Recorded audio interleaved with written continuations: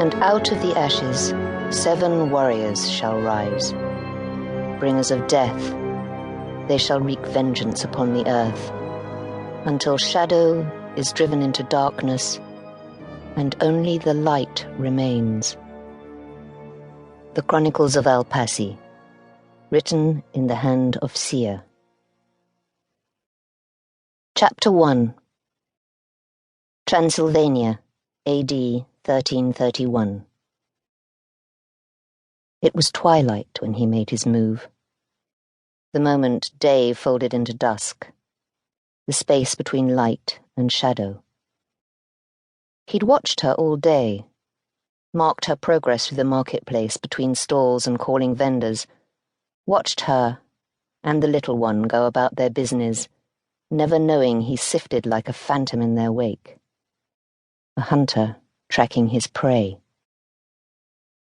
Now, concealed by the twisted limbs of large beech trees, he watched from across the clearing as she ushered the girl-child over the threshold and closed the planked door behind them.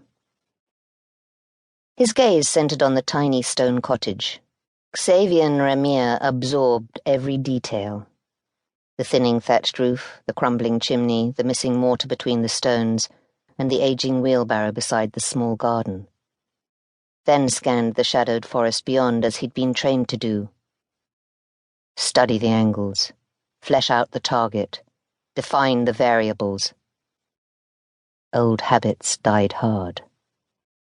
An unfortunate truth for the woman preparing to eat her evening meal.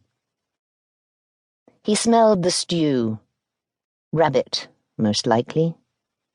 The decadent aroma mingled with the grey curl of wood smoke as it escaped, twisting up to meet a darkening sky.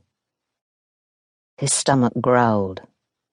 Xavian ignored the discomfort and distracted himself by picturing her. Raven hair, spilling over the curve of her shoulder.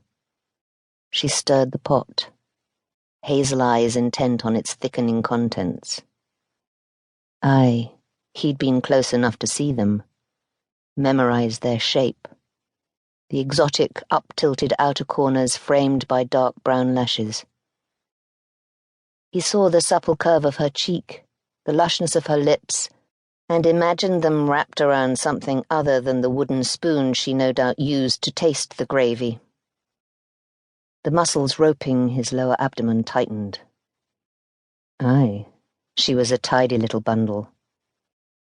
But that didn't explain why Vladimir Barbu, new lord to Transylvania, wanted her. Hunted her. Had gone to extremes to find her. Not entirely, at least. The recently ascended voivode might want the lass in his bed, but Xavian guessed the reasons the warlord hired him struck closer to the coffers than his heart. What did she have that Vladimir wanted? 'Twas a question that bothered him more than he liked. Curiosity was a luxury, one he couldn't afford. For an assassin operating at the top of his game, the curse of conscience signaled trouble. The kind he wished he'd never met. But now that he'd been bitten, the bug, the need to know, burrowed beneath his skin, festering until he itched to solve the mystery. So now he must decide what was more important, the coin he needed to see countless boys rescued and his fledgling academy through the coming winter, or her life. He hated to choose. A mother, Jesu. He hadn't expected that. He flexed his hand and felt the gash on his forearm throb with the movement. The injury was courtesy of a brother-in-arms, the latest in a long line of those sent to kill him. Ram? The soft voice, vibrant with the fullness of youth, came from behind. Kabil, his new apprentice, borrowed without permission. Hell, borrowed. 'Twas a matter of opinion, one the old man would dispute with his dying breath.